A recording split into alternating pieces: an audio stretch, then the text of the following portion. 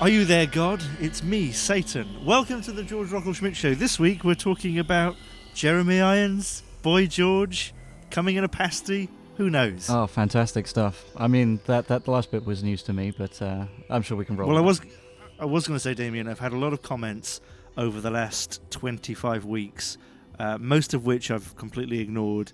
And when I say ignored, I mean I haven't even read. I haven't even glanced over, really, but I know they're there. But that checks out. I mean, I did think that it seemed kind of alien for you to do something like that. It's come as a shock to me that most people want us to talk in a more serious way. Most people don't like it when we talk about how much cum it takes to fill up a guitar, apparently. I'm shocked. Oh, fuck, I forgot about that. What was our verdict? I don't know, but there was a conversation on Twitter between at least one mad person. I think it was like 4,000... 4,000 deposits. 4,000 deposits.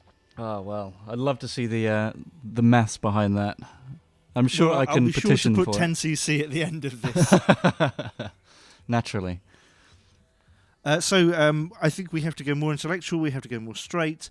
I think that we can be funny, but I think what most people are saying is that we're stupid and asinine. Right. Okay. So I think we need to talk about a classy gentleman like Jezza Irons. Jezza Irons. Okay. Oh, I do like how you mentioned that we do, or as I like to call him, Giants. Giants. Okay. Yeah. I do like how you mentioned that we do have the option of being funny, and I choose to waiver that right. But it's nice to know that we have never chosen it before. Why be funny when you can be crass? You can be absolutely banal. You know what? The slogan of this podcast should just be "Mundanity is not a form of wit." I do, because I think like true witlessness is a form of wit in itself. Because people will look at that slogan and they'll think, that's a play on words, is it? It's a boring play on words. No, it's no play on words. Well, it's just a statement of fact. Yeah, I mean, I like that. It's somewhat eloquent to a degree, and I think that is probably detrimental. I think the slogan should, in fact, be "Don't." Words said wrong. Oh, so Jeremy Irons. This was suggested to us by Max Allen Nye Corbel. Jeremy Corbel. I just see because his name is Max Allen Nye Corbel. I just see Mancy. Oh, right, okay. Well, MANC. You're paying him the due respect. I see. In my name, in my mind, it's just Mancy. In my name. He sent us a lot. I mean, I don't know if you would call it fan art. Maybe it's harassment, but I'm treating it as a good thing. He sent us several more pieces of fan art. So if you're watching this on YouTube, that will be revealed to you at the end. Should you, by mistake, stay on this podcast? But Damian, getting us back onto the subject at hand, Boy George should be in more films. Right. Okay. So we're completely discarding Jeremy Irons already. Jeremy Irons is a weird guy. Okay. Discuss. Well, I thought he was just... That was on a philosophy paper once, wasn't it? What, he's weird? Yeah, is Jeremy Irons is a weird guy to discuss, and apparently the top answer was someone just wrote, Jeremy Irons is a weird guy if this is a Jeremy Irons. Madness has started already. You really want to plow through this, don't you?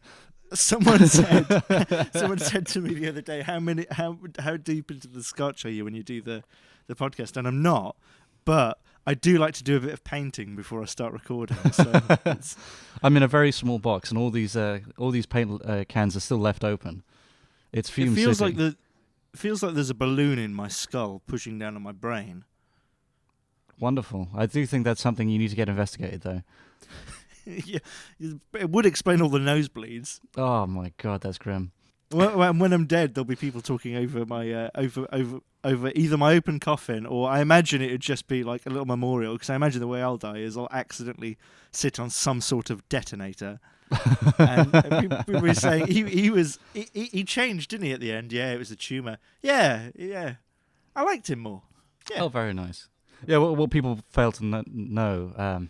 What people don't realise is that we do actually have to get you like properly pilled up to do this, so you can behave kind of in a fairly lucid manner. Because what you actually you're afflicted with that was it the foreign accent syndrome, because of this fantastic Yeah, I'm actually a French dude. This is me doing my English accent.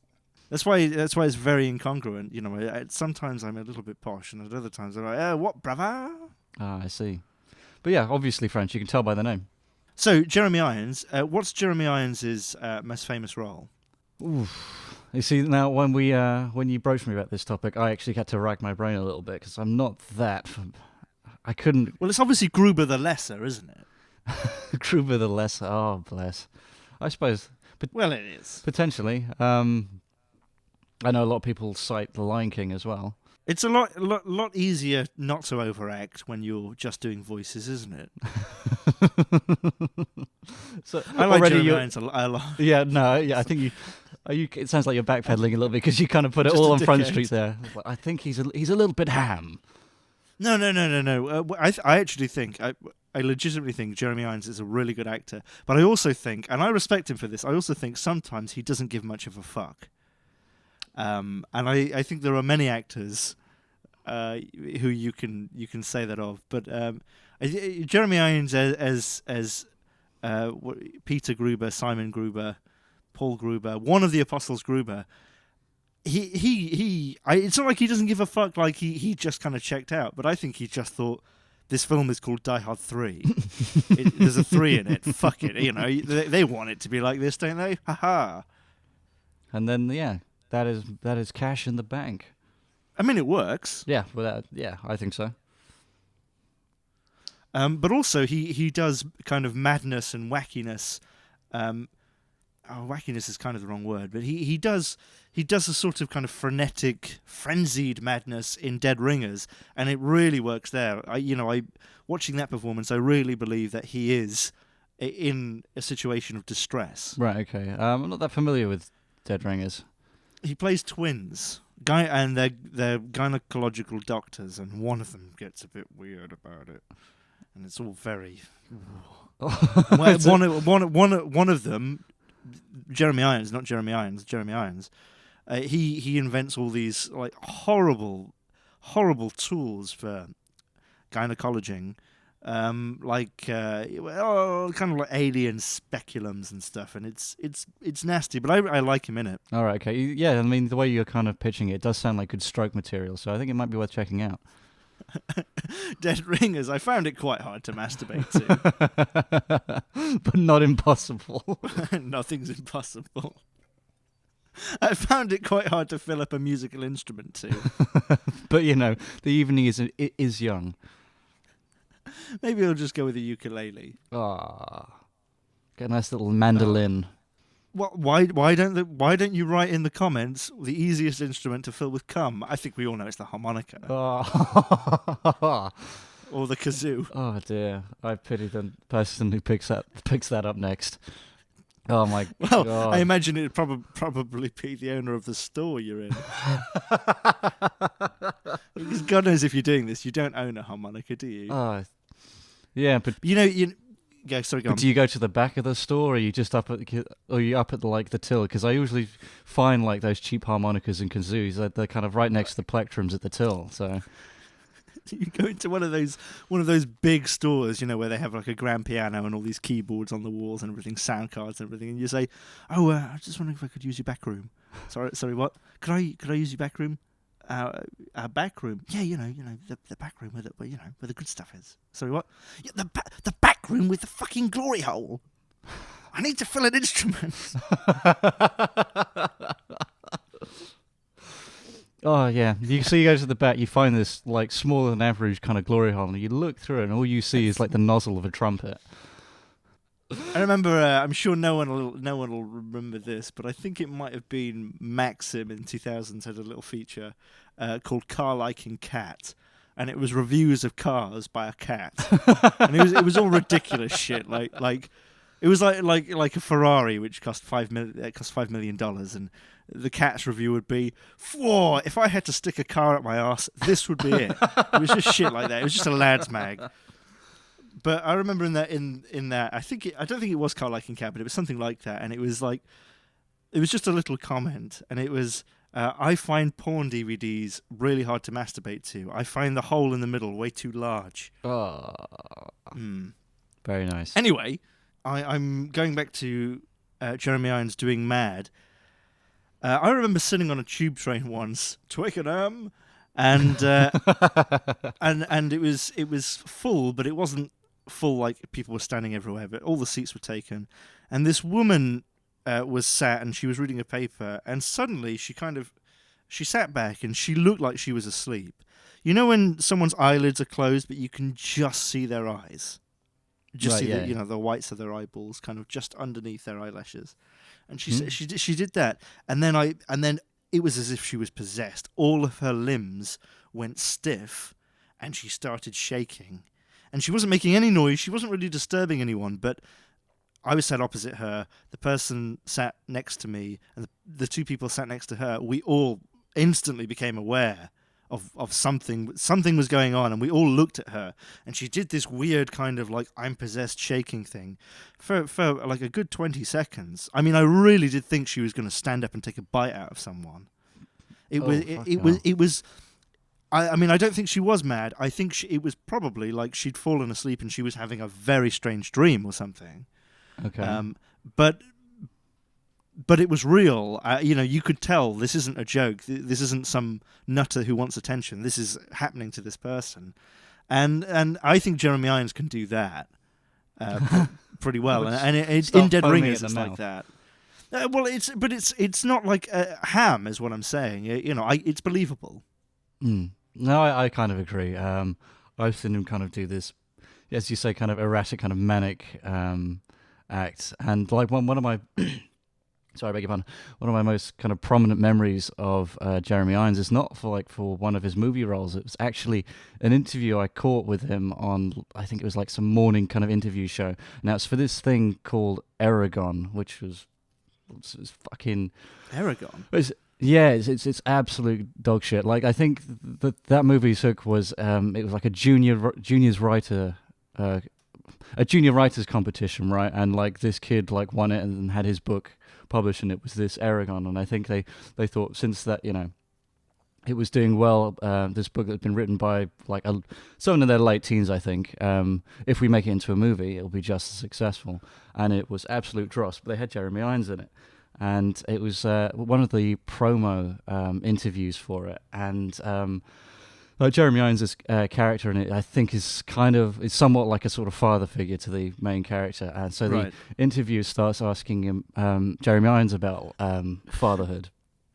And, right. I know. I don't know I don't know, like if he was a new father then, or he was talking about his experience when he was, but he was just kind of. It's like, so what is it like, when Jeremy Irons is your dad, and he just. Well, he went through like wait. the morning. The interviewer said to Jeremy Irons, "What's it like when Jeremy Irons is your dad?" Well, yeah, not exactly that, but I mean, I'm paraphrasing here. It's like, well, it must be quite something, if when your dad is Jeremy Irons, and I mean, like Jeremy Irons clearly knew that this fucking movie was fucking bobbins, and he wasn't really having it. But it was bobbins. But was it bare bobbins?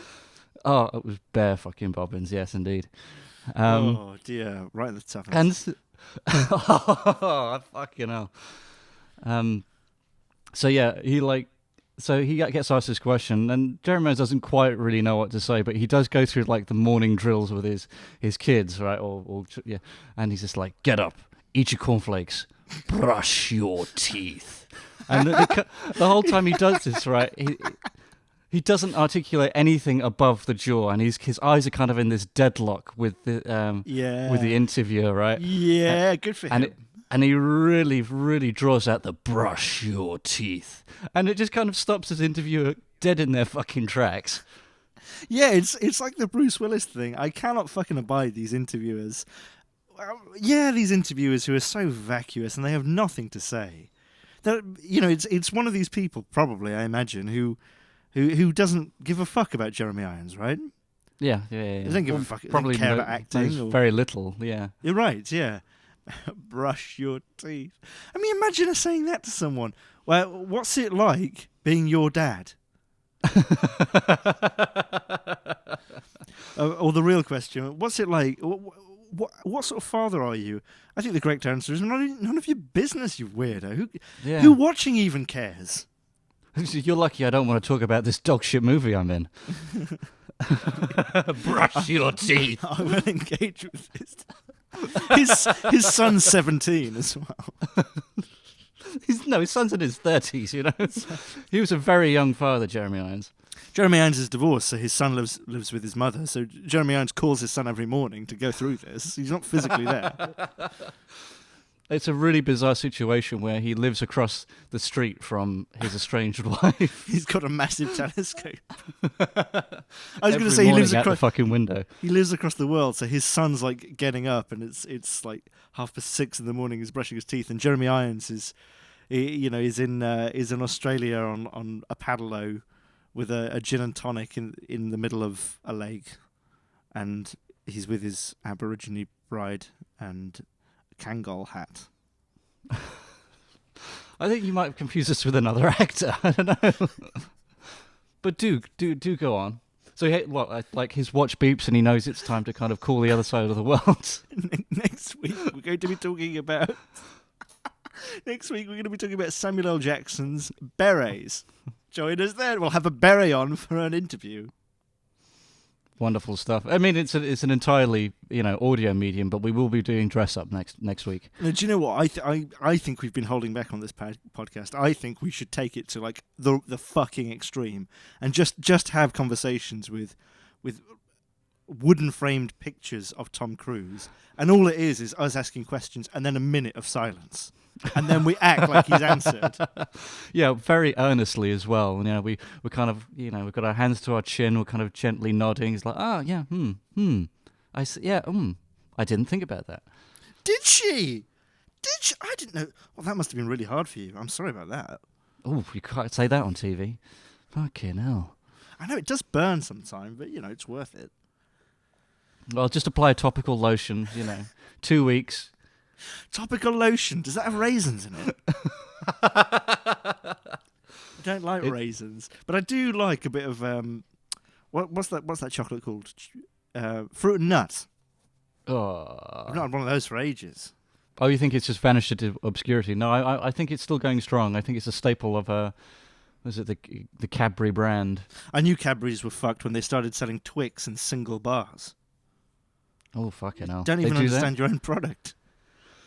Not only have I seen fucking Twix in single packs, but you also get the dual Twix, but they're like half the length as well. So they're all of like an inch and a half long. So it's one Twix just broken in half. Yeah, basically. Well, I've never bought one, but I would say I would respect the brazenness if that is what it was. It was just one thing that they just manually broken in half. You can see like some fingerprints on either end. Do you want to hear a really old joke? What's the difference between Miley Cyrus and a Kit Kat? Oh yeah, okay, go on.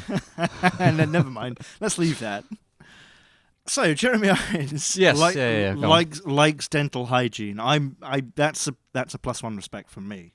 All right, join us next week.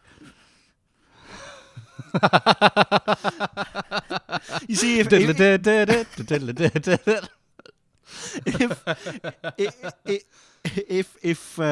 that interview continued, I'm sure it didn't continue exactly the way I would like it to have.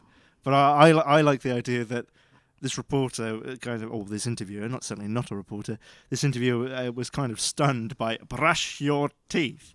And then Jeremy Irons gave them a second to ask a real question. They didn't take it. And then Jeremy Irons said, turn 90 degrees. Engage B-Day operations. Squat. So it's a military drill going through the bathroom of a morning with Jeremy Irons. I think his son's probably like a savant, like he's a beautiful painter or something, but he just needs absolute direction when it comes to things like going to the toilet or eating. It's very tedious for people. Prepare to wipe. Back to front. I used to know someone who fell off a ladder. I think I mentioned it before. He fell off a ladder and he thought he was with his first wife. He completely forgot about his second wife. That's a great fucking out. He had a real problem making any decisions at all. I went to a sandwich shop with him once, and he spent, it doesn't sound very long, but he spent probably 2.5 minutes deciding on white or brown bread. He couldn't make any decisions. There was it was a problem. And I think about him sometimes and I think, what the fuck is my excuse? I think my thing is more apathy. What do you want, George? White bread or brown bread? Well, I don't have any brain damage, but it all turns to shit. Yes, I mean, I'm literally a shit factory in regards to food. I am literally a shit factory. You put it in me, it comes out the same. It all comes out brown. You put the shit in, take the shit out. It's just a Bakelite oven. Next time on the shit factories. Put in a topic and we'll shit it out. Jeremy Irons, I think he smells like lavender. Okay. And do you have any kind of reason for this discourse? Or because he's very magisterial. He looks like the sort of person who could have a mole on his face but pull it off, and I associate that with purple. Do you see him dressed in a lot of purple? No. This is very kind of mysterious speculation here. Do you remember that maths teacher we had who would dress in purple velvet? Yes, I do, with a very peculiar lisp. And he would constantly be in the art department because he liked the art teacher. I do remember this man. Yes. Yeah, he was partial to waistcoats, I seem to remember. To waistcoats. Yes, and he told me that he decided to be a math teacher when he was 16. Oh, really? Yeah. Oh, wow. Was he shedding a tear as he told you this? No, I think he really enjoyed his job. Bless him. Good for him. We need people like that. Yeah. I would have thought that he was definitely a figure of ridicule. I would have thought that, hundreds of these like shit-mouthed pricks just coming through the doors every day, like after me, day is would what have broken. I think we were probably pretty tame compared to the rest of the. We were. Yeah, I would have thought that would have ground him right down into the fucking dirt. Unfortunately. Yeah, you went to a weak as piss school when a teacher can come to school in a waistcoat. Man's got balls, I suppose. It wasn't a very rough school. I went to a rough school first, before that one, and yeah, you couldn't have done that as a teacher. Or if you were the sort of teacher who did that, it meant you were a fucking bastard. Well, you'd finish your first day and you'd find your car on fire. Yeah, I mean, in that rough school, I remember the not assistant headmaster. What's the proper term for that? The deputy head. The deputy head was a man called Mr. Poor. It was a school which was surrounded by fields, and it was a very long drive just to get from the gate to the actual school building. About a 5-minute walk, and a certain time of the year it would be covered in frogs, and it was his hobby to kill as many frogs as possible whilst driving down this road. His other hobby, Sorry, I think this guy was a teacher, right? He was the deputy head. He was called Mr. Poor, and apart from that, all he ever did was shout. The school was in 2 buildings. It was a very old-fashioned school, or the building was a very old-fashioned school in that it had one building that was for the girls and one building that was for the boys. It wasn't like that when I was there, so most of the fucking time was going between one and the other. And he would stand on one and shout to the other, which was about 150 meters away or something, "You boy!" And you could fucking hear this everywhere in school, 20 times a day. Jesus Christ! Yeah, he was a mean bastard. Yeah, he sounds like a bit of a fucking nutcase. No, he was interesting. Yeah, it sounds it. I mean, like as soon as you said like he's going around like killing all these frogs, I imagined like his eyes like look in 2 different directions. Would you? Right? I mean, no, is he like stamping these frogs to death, or did he have like this fine needle? Oh no, sorry, I and didn't he make was that like clear. pushing into the.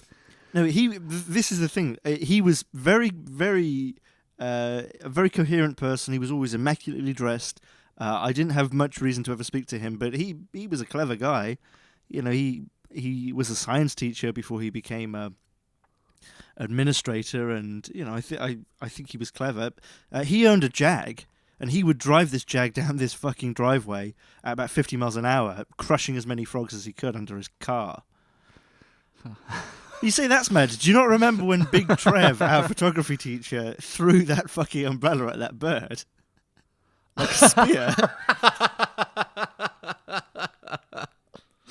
It's like a 50-year-old teacher who should know better.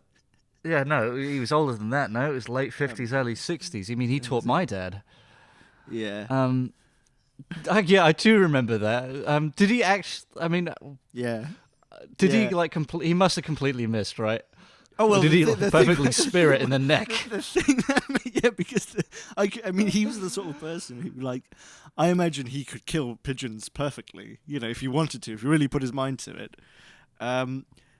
But he's no, he was at the church taking photos with 30 students. You know, it was Gothic Architecture Week or whatever, and there was a pigeon on the, I don't know, the first story, second story window ledge of this church, and he threw this umbrella, the spear, this spear that he had. He threw this umbrella at it, and apparently I didn't actually see him throw it, but I saw it come down. Apparently, it went about halfway.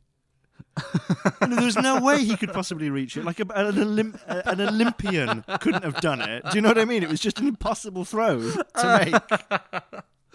I do like the idea of him like sighting prey at like 200 yards and immediately going into a frenzy, despite his his job role and like the nature of the situation not really permitting it, but immediately goes into kill mode. I mean, I always got the impression that he like lived in the wilderness for a few years. He did look like that, didn't he? Do you remember when he came to school and his eye was just like bright red? Yeah, and he had like this excuse that his cousin like gouged him in the eye with a toy or something, and we didn't know whether or not we should believe it. Just on the fact that what would the reality be if that wasn't the case? It's like some ancient ritual of himself and another member of his tribe, and there's been a dispute, and basically they have to put their thumbs on each other's eyes, and when the shaman says begin, they have to just push each other's eyes into their brains, and the one that lives wins. And and everyone's used to like horrible protracted battles, that can last like 30 seconds, a minute, of just these two people blinding each other and killing each other. But Big Trev did it in like 3 seconds. Like you heard the snap as like the temples fractured. Yeah, it was very quick. It was very efficient. I mean, the eyes never helped because he was always quite an imposing figure, but he had these like blue eyes that were so kind of milky they were almost white, and they were kind of terrifying to look at the best of times. But when he turned up and those eyes were filled with blood, it was, what on earth do we fucking do? This man looks like Satan. And he was a very old school teacher. He was very much no shit, and he was quite big on eye contact. Yeah. I think he did it to himself, just to fuck with people. I had that suspicion, and I would not have put it past him. Well, I think that Jeremy Irons could probably kill somebody with his thumbs. He has big, powerful hands. And I think those hands should be in more movies, like the Zap hands. The Zap hands? Yeah, do you not remember Zap? All right, I mean, I feel like it's going to come rushing back if you kind of. Zap was a magazine show from the 90s that no one will remember. I think so, and they did loads of gloves, right, against the black. It was a blue glove and a yellow glove, and the music, which is on right now and I have used in the past, was lovely, and it complemented this thing perfectly of just these two hands putting together something, and it was kind of like this is how you make a papier-mâché aeroplane, or this is how you make a replacement credit card out of nothing but an old teaspoon and a piece of cardboard. It was stuff like that. Right. Okay. Yeah. No, I've just brought this up on. And fucking hell, that's blasted me right back. I mean, I do remember, because I used to have like almost nightmares with like these hands, and I knew it was something from childhood, but I could never remember fucking what. And you've just put that to bed for me. Thank fucking Christ. You used to have nightmares about it? Oh yeah, I don't like, I wouldn't say vivid nightmares or anything like that, but I mean, I would try to remember what these hands were, and it would just kind of haunt me a little bit. Mm. Yeah. And Jeremy Irons, the perfect role then would be the camera moves out of the black background, and you see it's Jeremy Irons' head, and it's like, yes, it is I, it's Simon Gruber, but the twist is the hands belong to Hans Gruber. No. I would say the twist is that the hands are disembodied, but also the head, after it introduces itself, also starts floating around. Like all three appendages are, in fact, disembodied. Like he no longer has a body. Back at home, because Jeremy Irons has come into the studio to do this, but just his head. Back at home, his body is sat in front of a fireplace. It's reading Tales of Two Cities. It's smoking a pipe, but to do that, it's putting the pipe down its throat. Oh, that is grim. Sucking it in and then just sitting there reading Tales of Two Cities, occasionally throwing some scotch down there. Right, is he doing a read of Tale of Two Cities, or is he just reading the book in silence? He's recording an audiobook. I'm sorry, Mr. I'm sorry, Mr. Irons. We are going to have to make a move on with this. Can we start the read now? I am reading.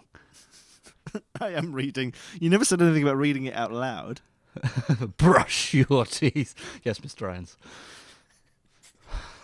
It's like in his writer whenever he's got a gig. All right, let's see these pearly whites. Come on, guys. Well, I think Mr. Irons is in the building. I think one of the reasons that Jeremy Irons has been catapulted into the status of weird more recently is because of the interview he gave about gay marriage.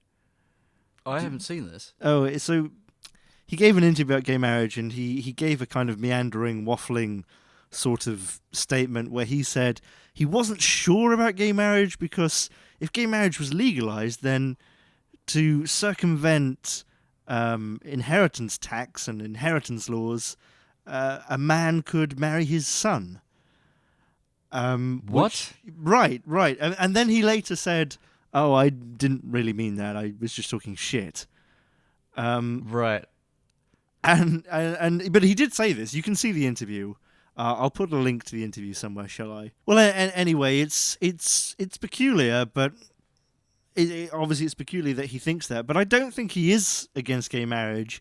I kind of get the sense that often in interviews he just doesn't give a shit. I would say so, yeah. And I really respect that. I kind of really respect that too. I really respect that. Just fuck off. Just fuck off. Because I've been in so many interviews. But as we've discussed with like Bill Murray and Brucey Baby, there's this thing where I guess you get so famous that people forget that you're a normal human being, and you're not a facet of some PR machine. And you're presented with all these questions which are just irrelevant, or you just don't want to answer. I mean, if someone asked me, or rather, if I was Jeremy Irons, I think I'd be tempted to say, "Why the fuck do you care what I think about gay marriage? I'm an actor." Yeah, but I agree, but as conversely, it's quite a you have to give so little shit to immediately go on the tangent of people can in fact marry their son and this, that, and the other, so maybe not. I'm paraphrasing here, but of course. Anyway, more Jeremy Irons talk. Do you have anything? Well, we were going to transplant him into movies and TV to make them either uncomfortable or improve them. Did you have any kind of ideas? No. Well, Jeremy Irons always brings me on to Malkovich. Malkovich. Yeah, because Malkovich is a real creep, but he knows it. Right, okay. And I think Jeremy Irons kind of knows that he's a bit creepy as well. Just like Brian Blessed knows that he's extremely loud and sometimes obnoxious. Yes, okay. I mean, who would you prefer as your dad? Malkovich, Irons, or Blessed? Oh, I think they'd be equally insufferable, really. I would probably go with Brian Blessed. I don't have any... I would also go with Brian Blessed. I mean, out of all of them, really, Malkovich is the only one you couldn't go bowling with. But I imagine that Blessed you could really have a good beer with and really have a heart to heart. you're a dude in your mid-30s, and you're having your kind of pre-midlife crisis, because all life is crisis after crisis. You're having your pre-midlife crisis, not the one at the end of your 20s, but not the one at the end of your 30s, the one before that, the one one that really kind of fucks your health up. The one that really the one that's stops just you around young. the corner. The one that's just around the corner. I imagine you could be like that. You could have that, and you could have a couple of beers with him. He's your dad. You go to your local. You've not been there for ages. You're talking to him, and you're kind of saying things that you wouldn't normally say, but you're having this heart to heart, and you're talking about your ex-wife and blah blah blah. And I could imagine Blessed saying something like, "Of course, when I met your mother, she was. I don't mind telling you, George, she was an absolute slut." Do you know what I mean? I could imagine him saying something like that quite candidly, and just being very kind of honest with you. Oh, wonderful stuff. See, I think that Brian Blessed would be quite an affectionate father. I think he'd be quite loving. Oh no, I think like you'd wake up with him on top of you just for the just giving you a cuddle. Oh fucking hell! I was going to go that stretch. I feel like it'd be much harder for me to disappoint Brian Blessed as a father. I feel like Malkovich and Jeremy Irons would not tolerate my shit. They would definitely tell me I'm living my life the wrong way. But Brian Blessed would kind of be, you know what? He's still my boy. Well, no, I don't think Malkovich would be disappointed with you though. I think Malkovich is very centered on Malkovich's art. I think Malkovich left shortly after birth. I think you could be a great painter or a great surgeon or anything, and Malkovich would be like, yeah, that's good. I'm doing a play in front of 12 people today, and I think it's the best thing I've ever done. Could you watch it 4 or 5 times and give me a critique? I think he's a bit like that. I think he's very very sincerely into what he does. Like really into what he does, like blindingly into it. So I've got this production on later today. Don't touch the cold cuts in the fridge. I'm going.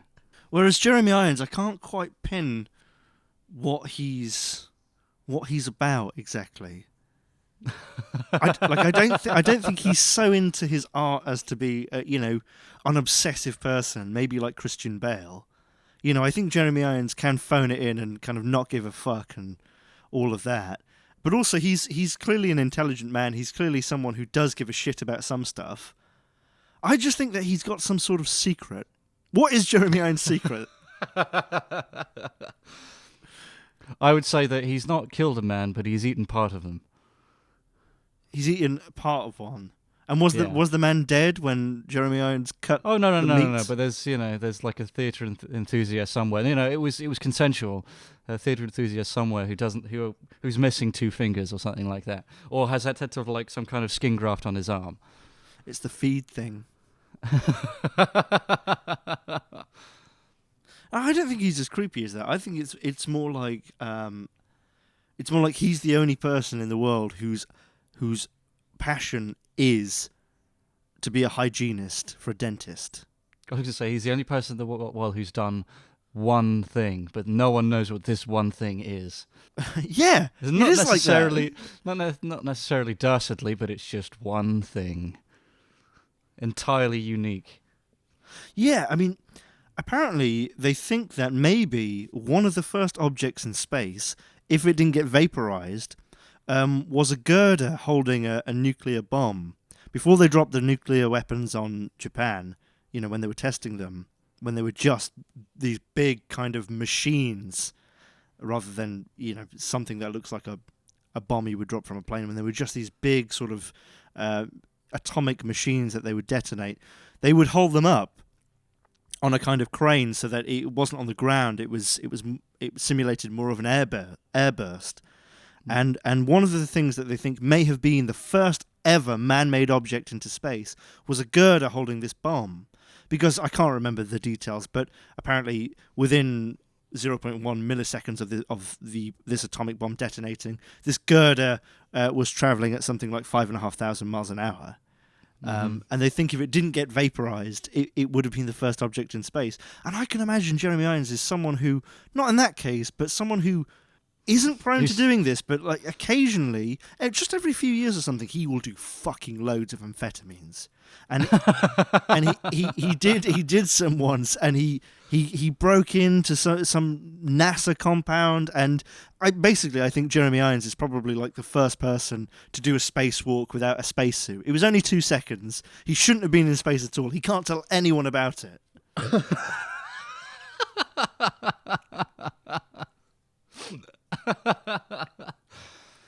Oh, yeah. Maybe that is the secret. That's wonderful stuff. Apparently, being exposed to the vacuum of space, you see in films that you explode. Apparently, it's not like that. What is it like then? Apparently, it takes a little bit of time. You can be exposed. You shouldn't be. Yeah, for all you kids listening. For any astronauts listening to this, just before you do your spacewalk. Yeah, we're really popular on the ISS, right? Just straight out the fucking airlock. All these Russians kind of commenting like, why is this the only fucking thing I can get up here? Oh, it's an international crisis. The Boisterous Brothers podcast became particularly successful after they bought a powerful antenna. No, but I could imagine Jeremy Irons. Yeah, you're right. He has a secret. He's done something that no one else has done. But what is it? I think we petition the audience now. If they have any information, we'll set up like a sort of Irons watch, maybe.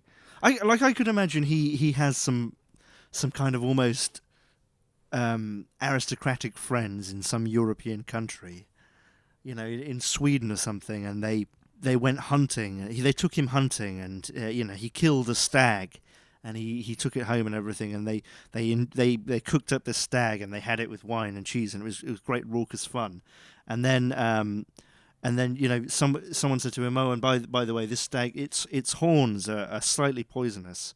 It'll give you really bad diarrhea if you eat it. So don't eat any of the horn. Not that you would." And Jeremy Irons is like, yeah, and they all get drunk, and then he goes to bed, and he comes downstairs later on, and he's really hungry, and he doesn't know what he's doing because he's still quite drunk, and then he just has a tiny bit of this stag's horns, and it gives him like the fucking hardest erection in the world for like 3 days, and he's the only person who's ever done it. He knows its secrets and is beholden to them. Like He'll take them to the grave. He keeps fainting because it's so hard. Oh yeah, there's no his blood pressure is dangerously low in the rest of his body, and like it's turning purple. It's absolute agony.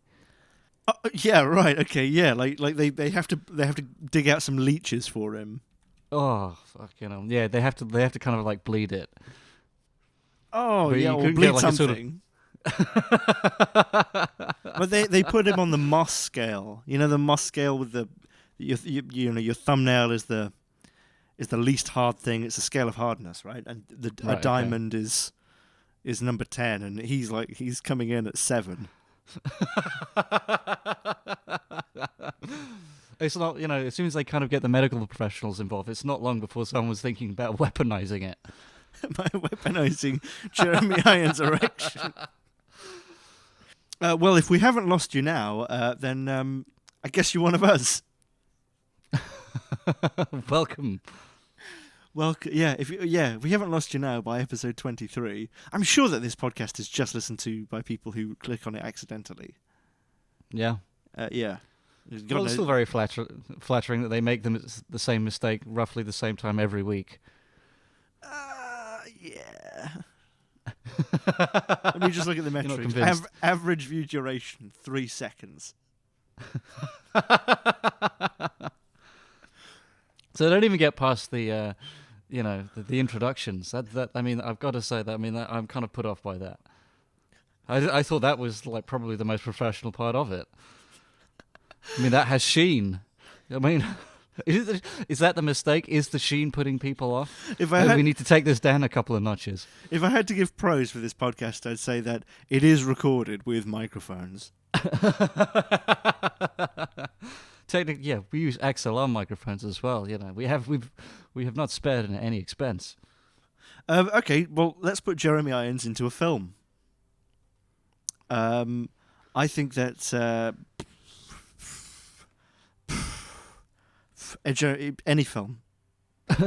All right. So yeah, to sum up, any film we can put Jeremy Irons in with some slapshot editing. Any film would be slightly weirder with Jeremy Irons. Now, what I would like to see in light of the Aragon interview, is I'd like to see him on MasterChef, right? Well, all right, okay, I could see that. I'd like to see him like every time, someone's taking up something to be critiqued by Greg Wallace, and Greg Wallace is getting a little bit too non-consensual with the food. Sorry, Jeremy, where's the base? No. You still got the other guy. It's just as like Greg Wallace is really going in for it, really smacking his chops around. Like Jeremy Irons slowly fades in behind him, right?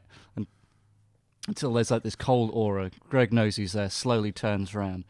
Again, deadlock straight into the eyes, inches apart, and simply says, "Brush your teeth." And they know exactly what he's talking about. Well, but it's very tiresome because it's every time he takes a fucking mouthful, right? He has to stop. He has to turn around and brush his teeth for 3 minutes. What was originally like slated for a 45-minute slot now requires 6 hours. Well, now I'm thinking of a kind of short, beautifully shot art film where Jeremy Irons makes his pudding. He makes a big deal out of making his pudding. Greg Wallace is like over his shoulder, and Jeremy Irons is like a bit annoyed. And then at the end, Jeremy Irons is stood there in the chef whites. Greg Wallace bounds in. He's like, "All right, Jeremy, let's take a look at what you did." And Jeremy Irons holds his finger up right in front of Greg Wallace's eye, and then his finger just comes out and goes straight through Greg Wallace's eye and brain, and he's like the T-1000. and that's it. It just cuts. As the credits go, you just hear the thud of Greg Wallace's body hit the ground. Yeah. He would be a good Terminator. I think that's a very good point. I don't think he could do the Robert Patrick sort of like, I am an emotionless killer thing. I think it would always be kind of like, I am an emotionless killer, but I'm really a bit weird. Sort of vibe from him. But I'm really a bit weird. Yeah. I'm really a bit weird. Yo, I'm mad me. Oh, braces and a belt. Ooh. The reviews were not good. No, don't. It is his most confusing performance yet. You know it was good when they got Ben Elton to do it. What, to perform or write? It's a write. And this. So he's just kind of rehashing the right stuff, trying to get some wind under those sails again. Oh, I think I feel like we've talked about the right stuff, but that is a podcast on itself. I'm sure we'll get to it. I mean, do you know what? I think we should totally fuck this podcast off. This is the end of the Georg Rockall-Schmidt show. I think we should make a new podcast, 100 episodes, and it's just analysing the 6 episodes of the right stuff over and over again. So by episode 10, we've almost repeated ourselves twice. Damian, this is us. This is all we do is repeat ourselves. I suppose so. Inted blood. Oh, you've said that before. I remember that. You've said that before. Oh no, I've said that before. Oh Christ! I think Jeremy Irons would have been a great Morpheus in The Matrix. Are we just doing a straight swap, or are we kind of like trying to sub him out for Lawrence Fishburne? Are we talking blackface here? Because I think that's probably going to lose. I don't care about any of that. All I want is him to say "Bloody hell, Neo!" at some point. I think Jeremy Irons would have been a great Idi Amin in The Last King of Scotland. Do tell. I'm sure you've got a list of solid dynamite reasons. Well, do you have any ideas? Absolutely not. No. I mean, after we tried to see The Last King of Scotland that one time, and the guys just said like, no. I seem to remember. We went to the Odeon, and the guy said, "Oh, that's a great film. We're not showing it here." But you've got posters outside. Like, yeah, we do. We've got the posters. Yes, we just don't have the print. Because it's a great film. Yeah. We're celebrating film. That's what we do. We're a cinema. What do you think this place is, you fucking cunt? Yeah, I remember trying to go and see Alien Covenant in my local cinema, and it came out fucking 2 weeks after international release anyway. where I live, and I went there, and they said, "Oh yeah, it was meant to be out today, but we lost it. So it'll be. But don't worry, we'll have another print in 2 weeks." Wow, that's fucking atrocious. I fucking told you about that, right? I went. So No, I travelled an hour to watch it. I was watching it, and in the middle of a scene, in the middle of someone shooting an alien, in the middle of an action scene, it just stopped, and all the lights came on, and people just sat there, looking, and people seemed fine with it. And I went and I found the projection. I went to the fucking projection room. I walked into the projection room. I had a good look around the projection room. I looked at the projection man's porn. And then he came back and I said... And that was the rest of the evening. Yeah, and then I joined the Navy. And then he came back and I said, "What's going on?" And he said, "Oh, I was just taking a break." You did not tell me that. Fucking hellfire. No, I mean, I didn't even want to see the movie. I was doing my How Alien Has Changed as a series video, and yeah, I traveled to see it, and oh fuck that. Yeah, that must have been such a fucking kick in the nads. You know, I saw Tomb Raider today. Oh yes, yeah, you had mentioned that earlier. So how was that? Well, I'm not going to talk about how it was because I might do a little video about it. But what I will say is, you don't want to blow your load. I went to an IMAX to see it, and I was one of 6 people. I am not joking. On its fucking release night. What is that about?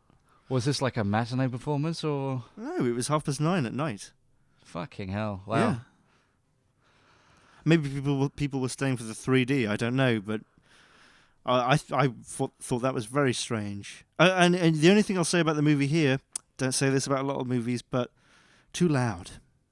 Oh dear. Too loud. Is this not the fault of the theatre or the movie itself? Is it what you're saying? The movie itself is actually quite crass. No, I'm saying it's literally and the gaudy. Audio is too loud. Oh. Oh, if anything, it wasn't gaudy enough. I wanted triangular pyramidical tits. Where are my pyramidical tits, Damian? I wanted schlock. Where are my fucking Ozzy Osbourne sunglasses? Where are the hot pants? I find myself asking this a lot. There was a braid though, so that's fine. Okay.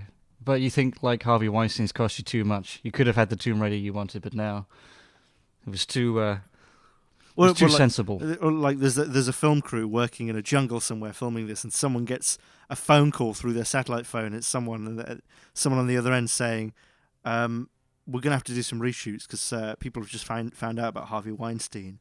And then the director slams the phone down. He's like, "Fuck! All right, get those hot pants off her." They found out about Weinstein. Also, cancel that order of fucking grease. Fuck. Yeah, because it was just going to be mud wrestling before. You say this and doesn't paint me in a particularly good light, but I'm getting a bit of a touch on. Tell me more. Ooh, yeah. Lara Croft with a copy of White Dwarf sticking out of her bum. Ooh. What? Yeah, you fucking nerd. You know exactly what I'm talking about. I don't, pray tell. Ooh, with a I'm completely ignorant. Ooh, with a special edition resin Tyrannid in her hand. And she's going, "Ooh, paint me, Damian, paint me."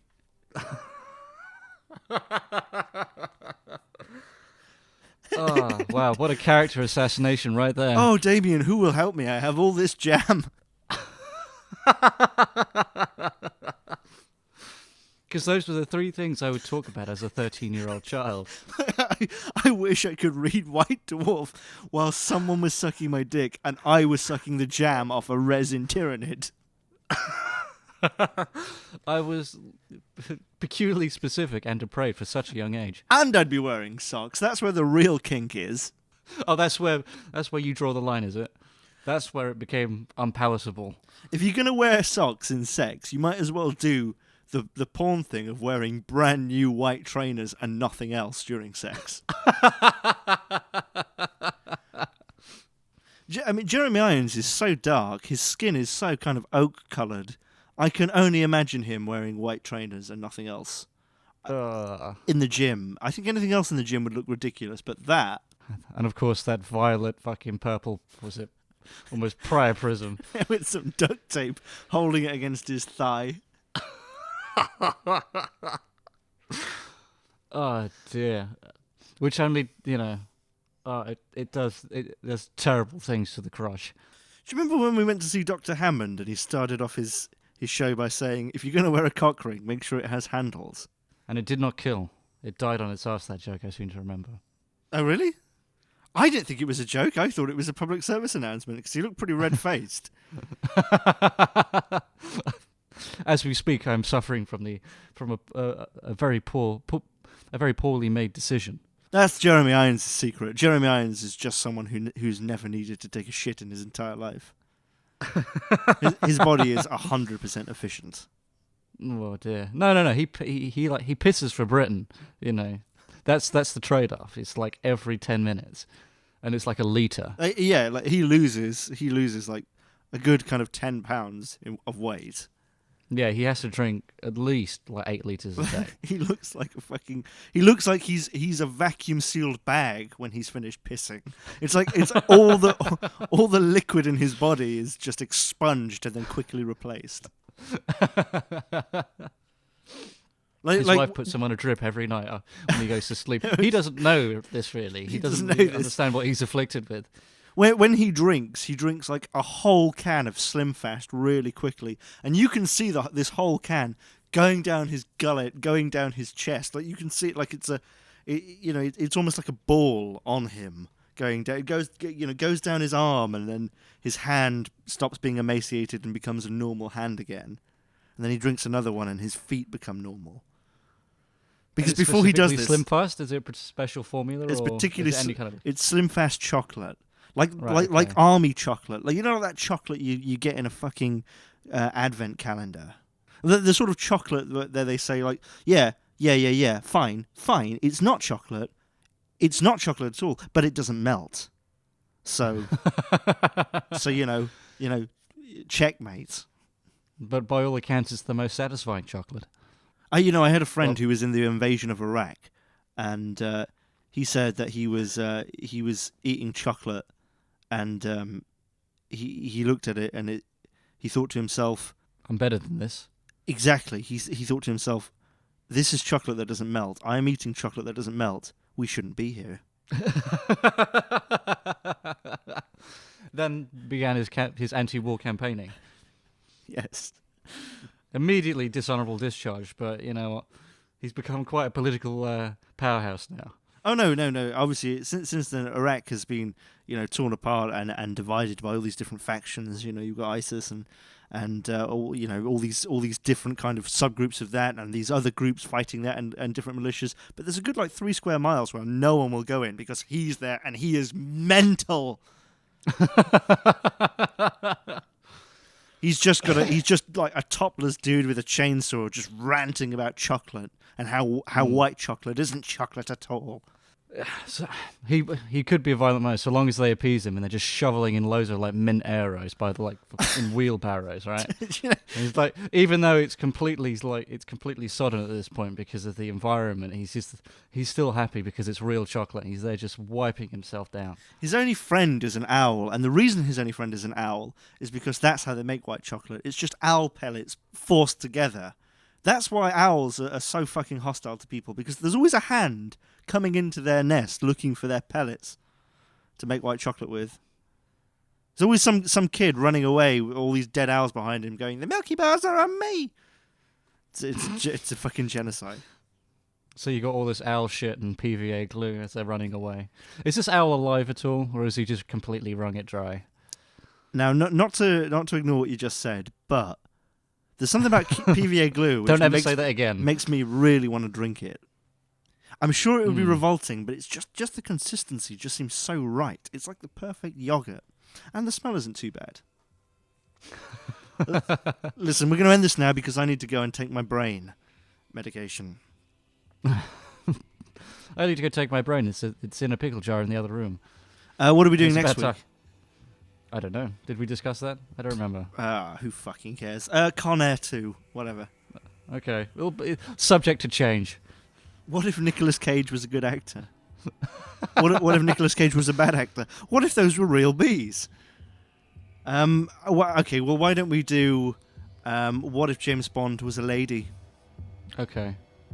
Yeah, that'd be fun. All right. Okay. That'll do. Fuck. They got a nice peek behind the curtain there. Oh, by the How way, we work. yeah, Jeremy Irons Jeremy Irons would be the perfect partner with Brian Blessed to climb up Mount Everest. Okay, discuss. Yeah, discuss that. So I was taking a shit the other day. Fucking hell, Damian. Yeah, chew on that in the comments. Chew on that in the meantime. Thank you very much for joining us. See you next time. Yeah. Thanks for listening. Take care. Oh, where's that paint? Calm down, you bastards. There'll be all the fucking lovely fan art next week.